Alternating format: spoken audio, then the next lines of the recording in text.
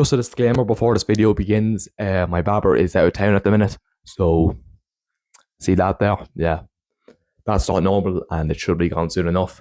Right, so I'm not going to waste any more time. You want to be athletic and you want to look good. In this video, I'm going to tell you how to do both.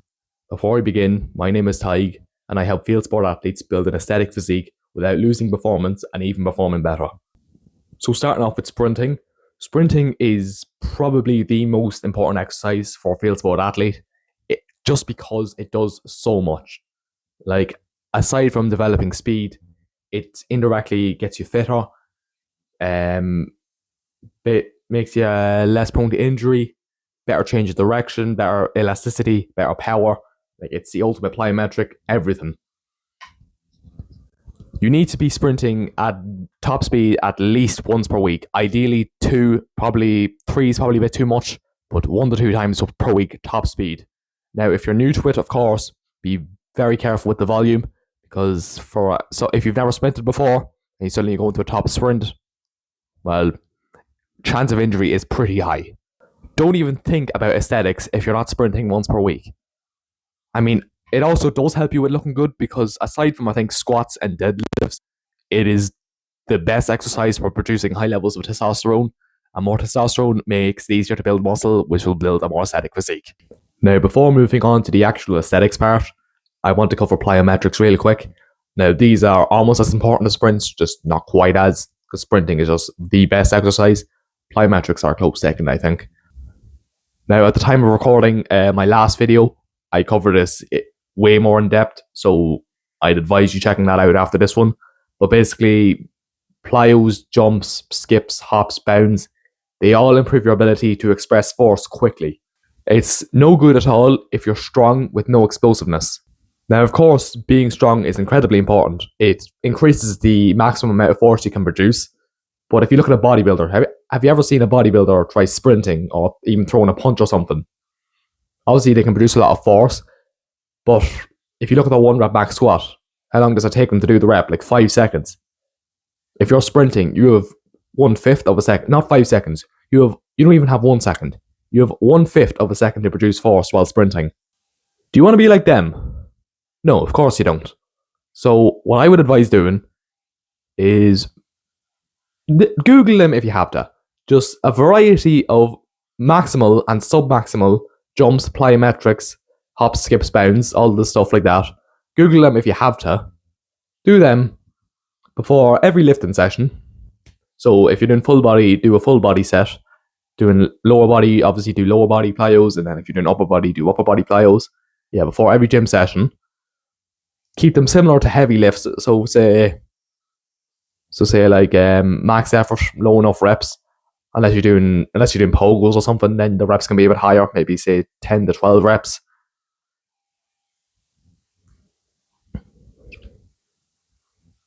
Sorry, zoned out there. Yeah, and also do them before a speed session, which, well, I just told you the importance of sprinting, so make sure you're doing speed work and do plyos before them. Now for your favourite part, lifting. Now, it may sound like I'm shitting on lifting. Absolutely not. It is incredibly important. It develops strength, power, endurance, and hypertrophy or muscle mass. Now, I'll cover each of those in depth. So, starting off with strength and power, the reason I'm doing them together is because they're more tied together than social media makes it out to be, basically. Because power is just strength times speed. It's strength with a speed component. Strength is just force production with no speed component at all. It doesn't care. So to develop strength, what you want to do is heavy weights in the 3 to 6 rep range. 3 to 6 rep range. As for percentages of 1 rep maxes, say, what would it be, 80 to 90%, in around that, I think. Focus on your main compounds, your squat, deadlift, bench, even pull-up is pretty important, I think. Very underrated. As for power, you see social media gurus and they're talking about do jump squats, do speed bench press with light weights. No, you don't need to do that. Because power is simply strength times speed, as I already said. So if you're lifting heavy, you have half the equation. So what's the other half of the equation is speed.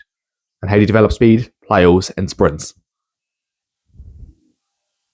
Not jump squats. not speed bench, plyos, sprints, and lifts. That's how you develop power.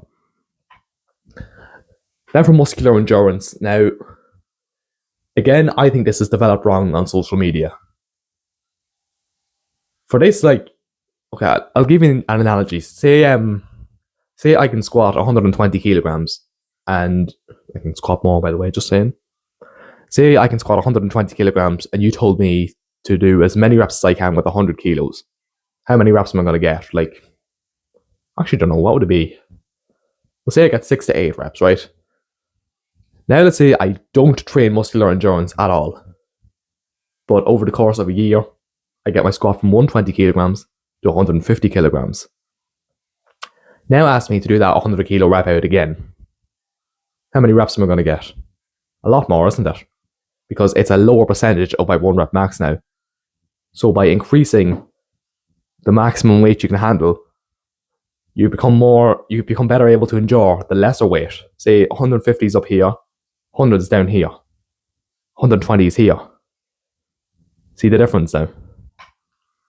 100 kilos is extremely light for me, so I've improved muscular endurance without ever training it. That's how I think you increase endurance. Now, do what's the rep rate? I think 12 to 20 reps. If it's really bad, but I personally wouldn't bother. I don't think you need it unless you are really struggling with your endurance. Now for hypertrophy, you probably already know it, honestly. Excuse me.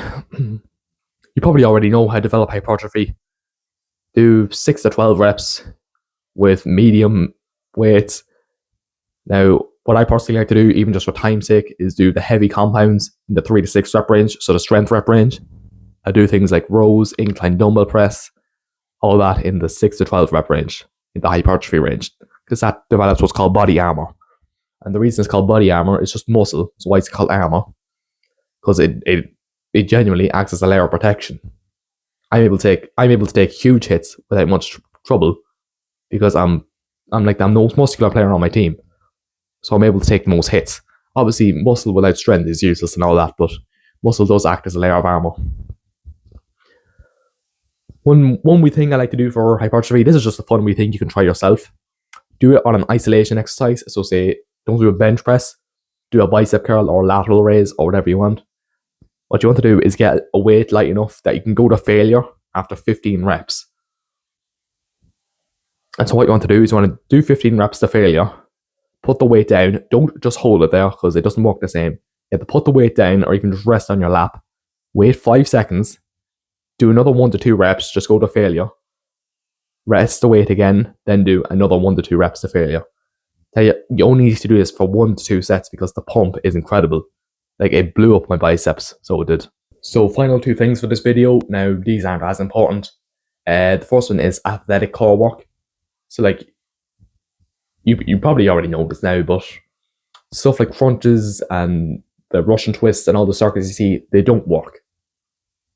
Like, they'll burn your core, right? They'll increase its endurance, but they won't do what the core is meant to do, which is resist external forces knocking the body off balance, basically. Like, even a plank would be better than those two, but I still don't think it's the best. So basically, you want to do movements that kind of resist external movements. So, and you also want to move your core powerfully and quickly. So, to develop core power, do things like medicine ball slams, like that, or even a rotational throw. So say you have the ball here, throw it against the wall as hard as you can. Stuff like that will develop power. As for strength, you want to do isometrics. So I'll throw a few photos up on screen. You have that. Yeah, because the core consists of stuff like, it also consists of the lower back. So you want to get that stronger as well. You want to be able to resist rotation. Kind of just throwing out the facts here. Yeah, so you want to be able to resist rotation. You want to be able to rotate. Basically do a variety of core movements.